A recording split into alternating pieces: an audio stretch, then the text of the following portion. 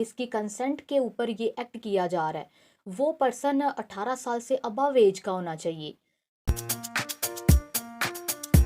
अस्सलाम वालेकुम जी, मैं हूँ खदीजा वलायत एडवोकेट और आप देख रहे हैं मेरा YouTube channel the legal exams. इस लेक्चर में हम लोग जनरल एक्सेप्शंस को डिस्कस करेंगे।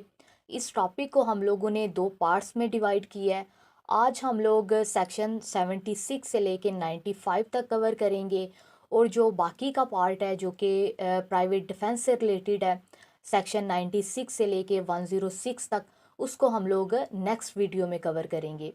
तो आज से पहले आप लोगों ने जितने भी लेक्चर्स लिए हैं जनरल एक्सेप्शंस पे, ये लेक्चर सबसे इजीएस्ट लेक्चर होगा और इस तरीके से हम लोग इन जनरल एक्सेप्शंस को कवर करेंगे कि ये जनरल एक्सेप्शंस आपकी फिंगर टिप्स पे होंगी। तो चलिए स्टार्ट करते हैं इस लेक्चर को। सबसे पहले जनरल एक्सेप्शंस का मीनिंग देखते हैं। पीपीसी में डिफरेंट ऑफेंसेस को डिफ़ाइन किया गया है और उनकी डिफरेंट पनिशमेंट्स दी गई हैं। अगर कोई पर्सन कोई ऐसा ऑफेंस कमिट करता है जो कि पीपीसी में डिफ़ाइन किया गया है या फिर किसी स्पेशल लॉ में डिफ़ाइन किया गया है, तो उस पर्सन को उस ऑफेंस की पनिशमेंट दी जाती है। लेकिन अगर जनरल एक्सेप्शंस की बात की जाए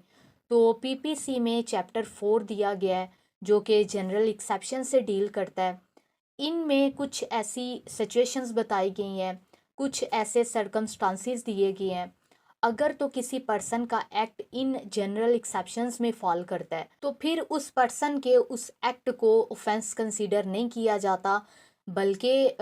उसके एक्ट को जनरल एक्सेप्शंस के अंदर प्रोटेक्ट किया जाता है। उस पर्सन पे किसी किस्म की कोई क्रिमिनल लाइबिलिटी नहीं आती और ना ही किसी किस्म की उसको पनिशमेंट दी जाती है। अब सेक्शन 76 से इन जनरल एक्सेप्शंस को स्टार्ट करते हैं।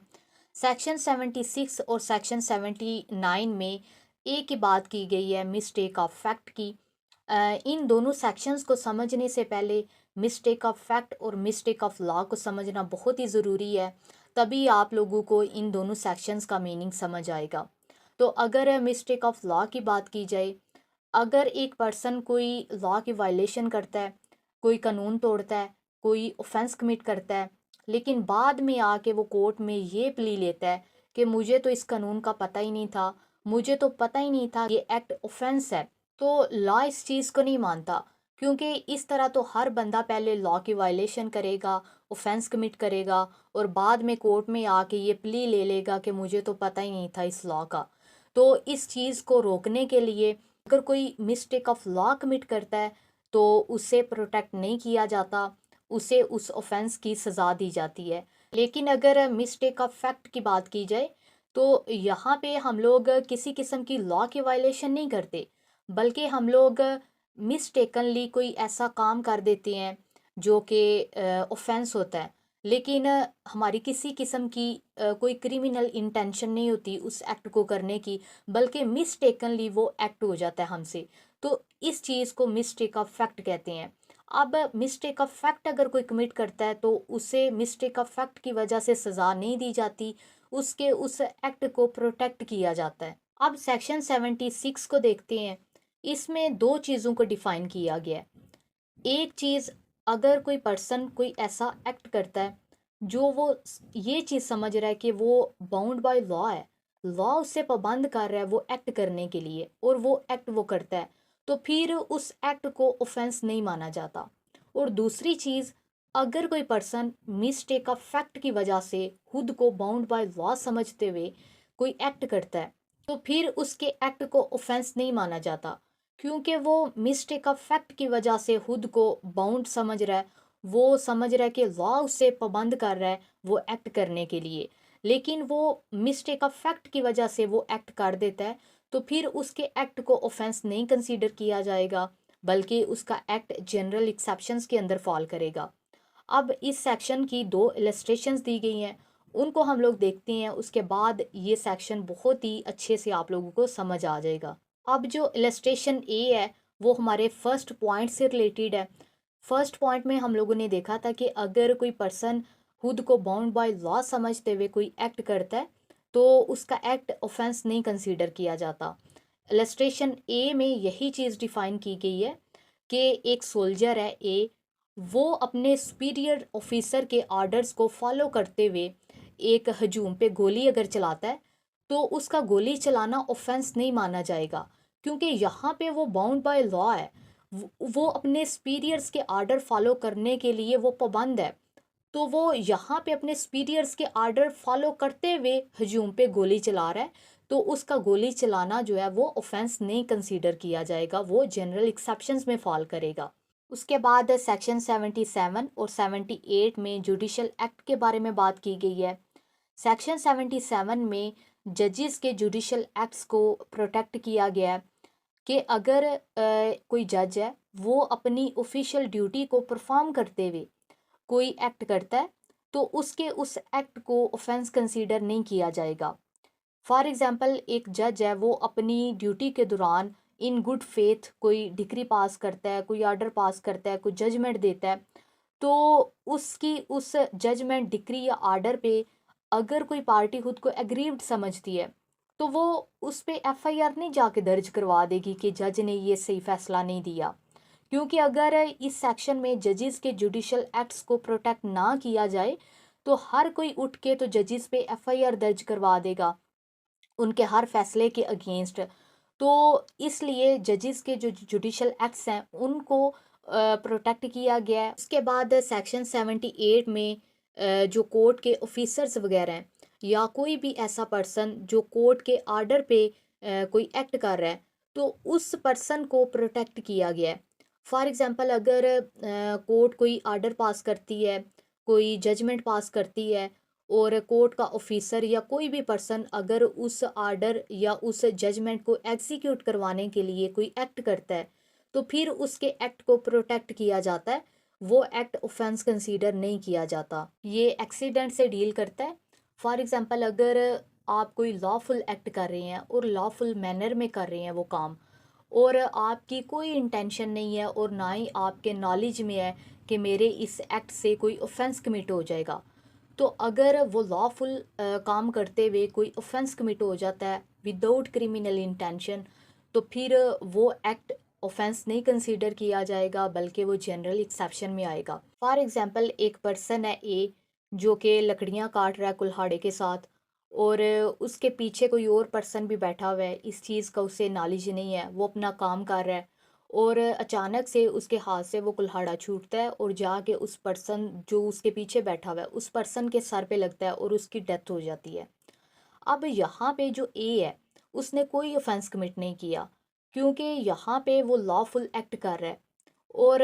उसकी कोई क्रिमिनल इंटेंशन नहीं थी और ना ही उसे इस चीज़ का नॉलेज था कि मेरे पीछे कोई और भी पर्सन बैठा हुआ है और वो अपना काम कर रहा है और बाय एक्सीडेंट ये जो दूसरे बंदे की डेथ हुई है उसके सर पे वो जाके कुल्हाड़ा लगा है, ये बाय एक्सीडेंट हुआ है,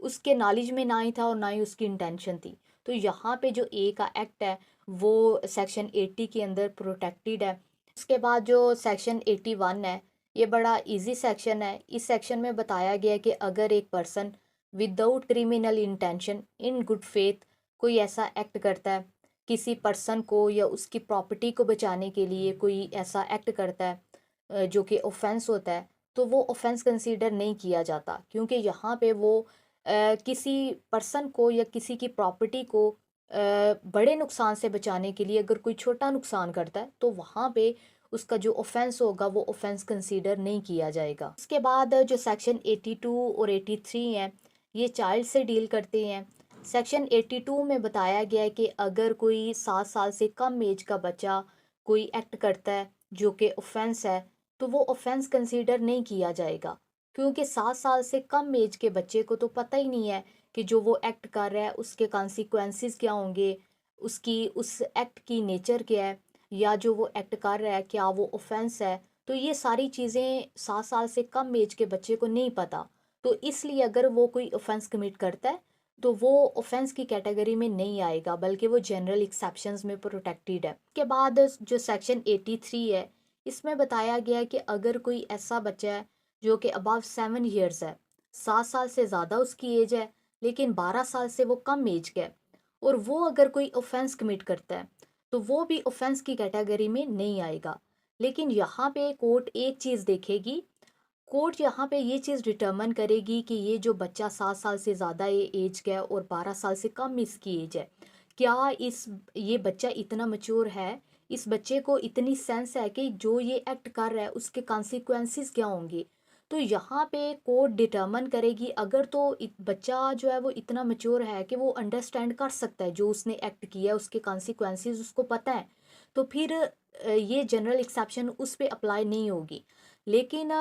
बच्चा अगर इतना मैच्योर नहीं है, उसको सेंस ही नहीं है, तो फिर वहाँ पे उसका एक्ट प्रोटेक्टेड है अंडर सेक्शन 83। उसके बाद जो अगला सेक्शन है सेक्शन 84, इसमें बताया गया है कि अगर कोई अनसाउंड माइंड का पर्सन अगर कोई एक्ट करता है,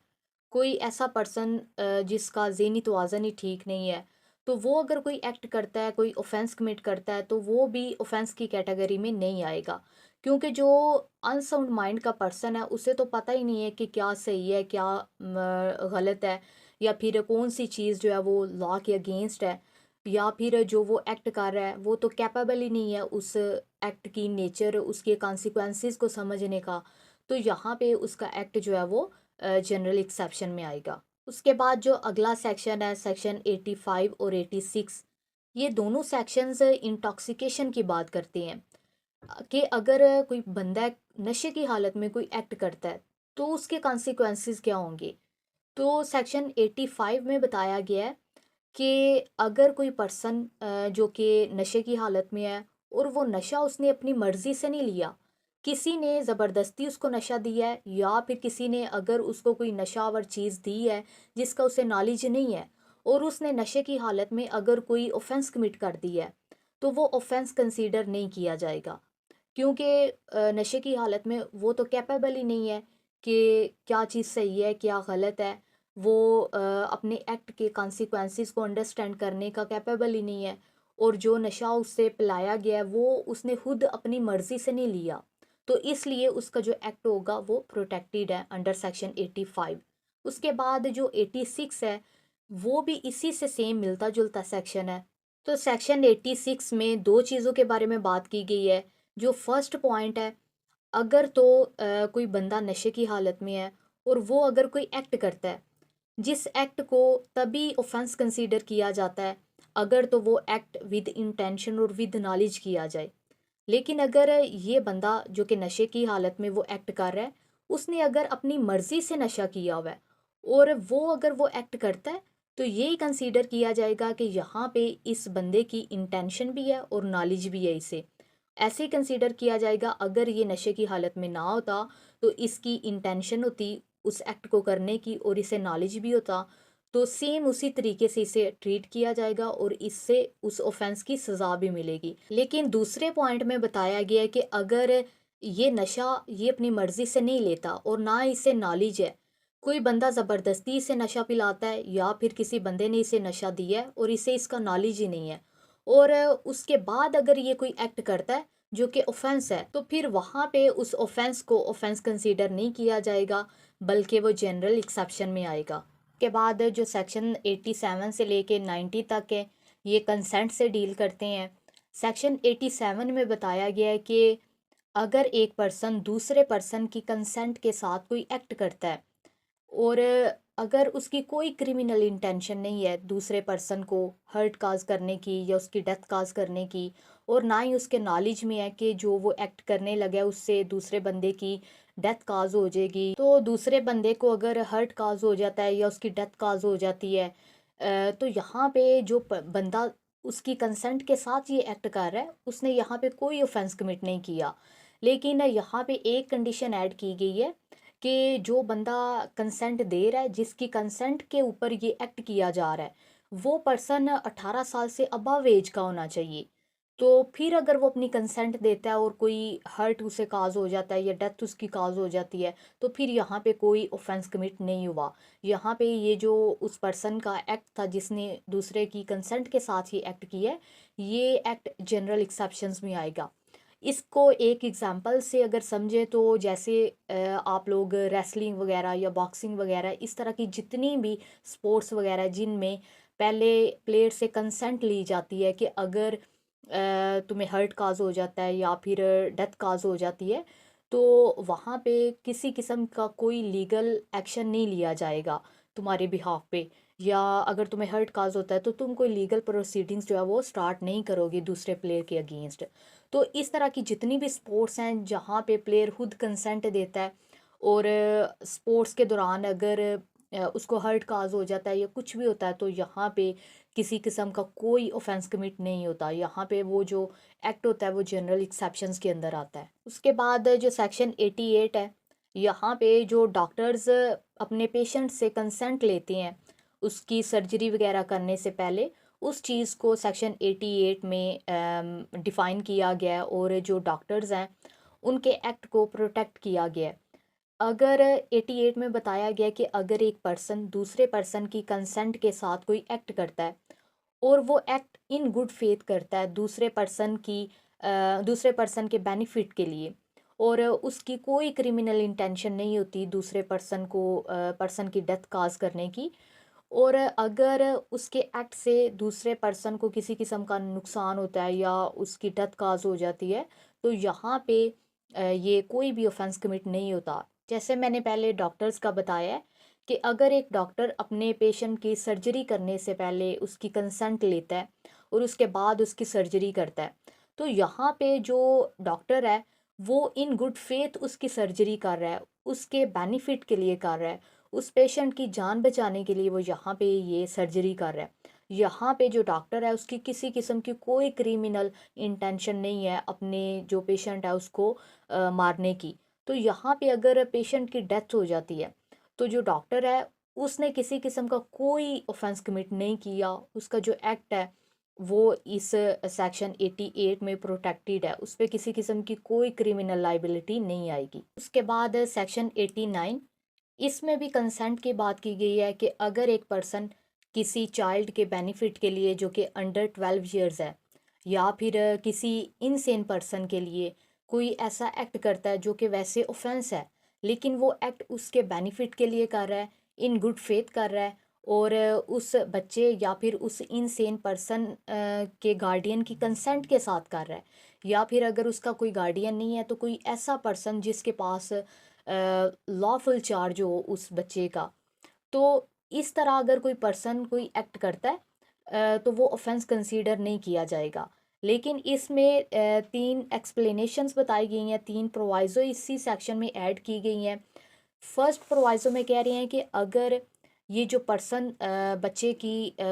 के गार्डियन की कंसेंट के साथ कोई एक्ट कर रहा है, या फिर अगर इनसेन पर्सन है तो उसके गार्डियन की कंसेंट के साथ अगर कोई एक्ट कर रहा है, लेकिन अगर इस पर्सन की इंटेंशन है उस बच्चे को या उस इनसेन पर्सन को मारने की, फिर ये इस एक्सेप्शन में उसका एक्ट फॉल नहीं करेगा, वहाँ पे उसको सज़ा मिलेगी। उसके बाद जो सेकंड प्रोवाइज़ो है इसमें बताया गया है कि जो पर्सन उस चाइल्ड के गार्डियन की कंसेंट के साथ वो एक्ट कर रहा है, अगर तो उस पर्सन को नॉलेज है कि जो वो एक्ट करने लगा है इससे इस बच्चे की डेथ काज हो सकती है, या फिर इस इनसेन पर्सन की डेथ काज हो सकती है, उसके बावजूद वो एक्ट करता है, तो वहाँ पे भी उसने ऑफेंस कमिट किया है। लेकिन अगर ये पर्सन उस बच्चे की जान बचाने के लिए या उसको ग्रीवियस हर्ट काज ना हो इस वजह से वो कोई एक्ट करता है जो वो जानता है कि इस एक्ट से उसकी डेथ काज हो सकती है, तो फिर यहाँ पे इस पर्सन ने कोई ऑफेंस कमिट नहीं किया बल्कि वो जनरल एक्सेप्शन में आएगा। उसके बाद थर्ड प्रोवाइजो में बताया गया है कि अगर ये पर्सन उस बच्चे के गार्डियन की कंसेंट के साथ उसे अगर कोई ग्रीवियस हर्ट काज करता है, लेकिन ये जो ग्रीवियस हर्ट उसे काज कर रहा है ये उस बच्चे को डेथ से बचाने के लिए या फिर किसी और ग्रीवियस हर्ट से बचाने के लिए ये एक्ट किया जा रहा है, तो यहाँ पे भी ये जो एक्ट होगा इस पर्सन का ये जनरल एक्सेप्शन में फॉल करेगा। उसके बाद जो सेक्शन 90 है ये बात करता है कि जो हम लोगों ने पीछे सेक्शंस पढ़े हैं जहाँ पे एक पर्सन दूसरे पर्सन की कंसेंट के साथ कोई एक्ट करता है और फिर वो ऑफेंस कंसीडर नहीं किया जाता, तो यहाँ सेक्शन 90 में कह रहे हैं कि अगर ये जो कंसेंट दी गई है पार्टी की तरफ से, जिस बंदे ने कंसेंट दी है, अगर ये कंसेंट उसने फियर में आके या मिसकंसेप्शन ऑफ फैक्ट की वजह से उसने कंसेंट दी है, और दूसरे बंदे को इस चीज़ का नॉलेज भी है कि इस बंदे ने फियर में आके कंसेंट दी है या मिसकंसेप्शन ऑफ फैक्ट की वजह से उसने अपनी कंसेंट दी है, और वो विद नॉलेज अगर ये एक्ट करता है जिससे उस बंदे को हर्ट काज होती है या उसकी डेथ काज हो जाती है, तो फिर यहाँ पे उसका जो एक्ट है वो प्रोटेक्टेड नहीं है, यहाँ पे उसने ऑफेंस कमिट किया है। उसके बाद इस सेक्शन में दो और पॉइंट्स हैं। फर्स्ट नंबर पे, अगर कोई इनसेन पर्सन अपनी कंसेंट देता है या फिर अगर कोई ऐसा पर्सन है जो कि नशे की हालत में है और वो अपनी कंसेंट दे रहा है, तो यहाँ पे इन पर्सनस को तो पता ही नहीं है, इनको तो अंडरस्टैंडिंग ही नहीं है कि मतलब जो दूसरा बंदा इनकी कंसेंट पे कोई एक्ट करने लगा है उसके कॉन्सिक्वेंसेस क्या होंगे या फिर वो किस नेचर का एक्ट करने लगा है। तो यहाँ पे अगर दूसरा बंदा इनकी कंसेंट के ऊपर कोई एक्ट करता है तो फिर यहाँ पे भी दूसरे बंदे ने ऑफेंस कमिट किया है, वो जनरल एक्सेप्शंस के अंदर नहीं आएगा। या फिर अगर कोई माइनर है जिसकी एज जो है वो 12 ईयर्स से कम है और वो अगर अपनी कंसेंट देता है और दूसरा पर्सन उस बच्चे की कंसेंट के ऊपर कोई एक्ट करता है और जिससे उस बच्चे को हर्ट काज होता है या उसकी डेथ काज हो जाती है, तो फिर भी वो कंसेंट कंसेंट कंसीडर नहीं की जाएगी बल्कि वो ऑफेंस में आएगा। इसके बाद जो सेक्शन 92 है इसमें बताया गया है कि अगर एक पर्सन दूसरे पर्सन के बेनिफिट के लिए इन गुड फेथ कोई ऐसा एक्ट करता है और वो एक्ट दूसरे पर्सन की कंसेंट के बगैर करता है, दूसरा पर्सन या तो इस स्टेट ऑफ माइंड में नहीं होता कि वो अपनी कंसेंट दे सके, या फिर अगर कोई माइनर है तो अगर उसका गार्डियन ही नहीं है, तो वहाँ पे अगर एक पर्सन इन गुड फेथ दूसरे पर्सन के बेनिफिट के लिए विदाउट कंसेंट कोई एक्ट करता है जिससे कोई ऑफेंस कमिट होता है, तो वो ऑफेंस कंसीडर नहीं किया जाता बल्कि वो जनरल एक्सेप्शंस में आएगा। उसके बाद इस सेक्शन 92 में 4 प्रोवाइज़ो भी हैं और ये 4 प्रोवाइज़ो बिल्कुल सेम वही प्रोवाइज़ो हैं जो हम लोगों ने 89 में पढ़ी हैं। इस जो फर्स्ट प्रोवाइज़ो है इसमें बताया गया कि अगर तो ये पर्सन जो दूसरे पर्सन की कंसेंट के बगैर या उसके गार्डियन की कंसेंट के बगैर कोई एक्ट कर रहा है, लेकिन अगर इसकी इंटेंशन ये है कि उस बंदे को मारने की, तो फिर वहाँ पे ये इस बंदे का जो एक्ट होगा वो जनरल एक्सेप्शन में नहीं आएगा बल्कि वो ऑफेंस कंसीडर किया जाएगा। उसी तरीके से अगर सेकंड प्रोवाइज़ो है तो वहाँ पे भी ये है कि अगर इसकी इंटेंशन है, इसको पता है कि जो वो एक्ट करने लगा है उससे उसको ग्रीवियस हर्ट काज होगा या फिर उसकी डेथ काज हो जाएगी और वो जानबूझ के वो एक्ट करता है उसकी कंसेंट के बगैर, लेकिन अगर वो दूसरे बंदे को डेथ से बचाने के लिए या ग्रीवियस हर्ट से बचाने के लिए ये एक्ट कर रहा है जिससे उसकी डेथ हो जाती है या फिर उसको ग्रीवियस हर्ट काज हो जाता है, तो फिर वो ऑफेंस कंसीडर नहीं किया जाएगा। तो जो सेम हम लोगों ने पीछे 3-4 प्रोवाइज़ो पढ़ी हैं वही सेम इसी सेक्शन में भी हैं 92 में। उसके बाद जो सेक्शन 93 है ये कम्युनिकेशन की बात करता है कि अगर एक पर्सन दूसरे पर्सन के बेनिफिट के लिए इन गुड फेथ उसके साथ कोई कम्युनिकेशन करता है, उसको कोई चीज़ बताता है जिसकी वजह से दूसरे बंदे को किसी किस्म का नुकसान पहुंचता है, उसको कोई हार्म पहुंचता है उस या फिर उसकी अगर डेथ हो जाती है उस कम्युनिकेशन की वजह से, जो चीज़ उसने उसे बताई है वो उसके लिए इतनी शॉकिंग होती है कि उसकी अगर डेथ हो जाती है, तो यहाँ पे जो पर्सन उससे कम्युनिकेट कर रहा है उसने कोई ऑफेंस कमिट नहीं किया क्योंकि यहाँ पे वो बंदा दूसरे के बेनिफिट के लिए इन गुड फेथ वो कम्युनिकेशन कर रहा है। इसको भी एक एग्जांपल से समझते हैं, जैसे अगर एक पेशेंट जाता है डॉक्टर के पास और टेस्ट वगैरह अपने करवाता है और अगर डॉक्टर उसे बताता है कि तुम कैंसर के मरीज़ हो, और ये बात सुनते ही अगर उस मरीज़ की डेथ हो जाती है, उसके लिए इतनी शॉकिंग न्यूज़ थी ये, तो यहाँ पे जो डॉक्टर है उसने तो इन गुड फेथ उसके बेनिफिट के लिए उसे ये चीज़ बताई है ताकि वो आगे अपना ट्रीटमेंट करवाए। तो यहाँ पे जो डॉक्टर है उसने किसी किस्म का कोई ऑफेंस कमिट नहीं किया। उसके बाद जो सेक्शन 94 है इस सेक्शन में बताया गया कि अगर एक पर्सन दूसरे पर्सन को डराता धमकाता है, उसको कहता है कि अगर तुम ये ऑफेंस कमिट नहीं करोगे तो मैं तुम्हें जान से मार दूंगा, और वो पर्सन अगर फियर ऑफ डेथ में आके कोई ऑफेंस कमिट करता है तो वो ऑफेंस कंसीडर नहीं किया जाएगा बल्कि वो जनरल एक्सेप्शंस में आएगा। लेकिन इस सेक्शन में एक एक्सेप्शन भी है, अगर तो ये पर्सन जो कि फियर ऑफ डेथ में आके कोई ऑफेंस कमिट कर रहा है, अगर तो ये किसी और पर्सन का मर्डर करता है या फिर कोई ऐसा ऑफेंस कमिट करता है जो कि स्टेट के अगेंस्ट है, तो फिर वहाँ पे उसका जो एक्ट है वो जनरल एक्सेप्शन में नहीं आएगा, बल्कि उस पर्सन को भी सज़ा मिलेगी जो उसे थ्रेट कर रहा है और जिसने फियर ऑफ डेथ में आके किसी का मर्डर किया है या स्टेट के अगेंस्ट कोई ऑफेंस कमिट किया है, तो उसको भी पनिशमेंट मिलेगी। तो यहाँ पे ये दोनों पर्सन जो है वो क्रिमिनल लाइबिलिटी इन पे आएगी। उसके बाद इस सेक्शन में दो एक्सप्लेनेशंस भी हैं। फर्स्ट एक्सप्लेनेशन में कह रहे हैं कि अगर एक डिकेट्स का गैंग है और वो किसी पर्सन को डराते हैं कि तुम्हें मारे पीटेंगे अगर तुम हमारा जो गैंग है वो ज्वाइन नहीं करते, और वो सिर्फ मार पीट के डर में आके उनका गैंग ज्वाइन करता है और फिर जो वो ऑफेंस कमिट करने के लिए कहते हैं वो ऑफेंस कमिट करता है, तो फिर यहाँ पे उस पर्सन का जो एक्ट है वो जनरल एक्सेप्शन के अंदर नहीं आएगा, बल्कि उसने जो एक्ट किया होगा उसकी उसे सज़ा मिलेगी। उसके बाद एक्सप्लेनेशन नंबर 2 में कह रहे हैं कि अगर एक ग्रुप है गैंग डिकेट्स का और वो किसी पर्सन को पकड़ लेते हैं और वो कहते हैं कि तुम्हें जान से मार देंगे अगर तुम ये काम नहीं करते हमारे लिए, और वो पर्सन अगर फियर ऑफ डेथ में आके कोई ऐसा काम करता है, कोई ऐसा एक्ट करता है जिसका बेनिफिट वो उस गैंग को मिलता है, तो फिर वहाँ पे उस पर्सन का जो एक्ट होगा वो जनरल एक्सेप्शंस में आएगा, क्योंकि यहाँ पे फियर ऑफ डेथ है और यहाँ पे वो फियर ऑफ डेथ में आके किसी और पर्सन का मर्डर वगैरह नहीं कर रहा बल्कि कोई और ऑफेंस कमिट कर रहा है। इसके बाद जो लास्ट सेक्शन है इस लेक्चर का, सेक्शन 95, जो कि स्लाइट हार्म के बारे में बात करता है। इसमें बताया गया है कि अगर एक पर्सन किसी दूसरे पर्सन को कोई मामूली सी चोट वगैरह पहुंचाता है जिस पे कोई एफआईआर वगैरह दर्ज नहीं हो सकती, कोई सेंस ही नहीं बनती एफआईआर वगैरह दर्ज करने की, जैसे अगर कोई किसी को थप्पड़ वगैरह मार देता है या इस तरीके से अगर, तो वो स्लाइट हार्म में आएंगे और वहाँ पे कोई ऑफेंस कमिट नहीं हुआ और वो जनरल एक्सेप्शन में आएगा। आई होप आप लोगों को ये लेक्चर पसंद आया। Thank you so much.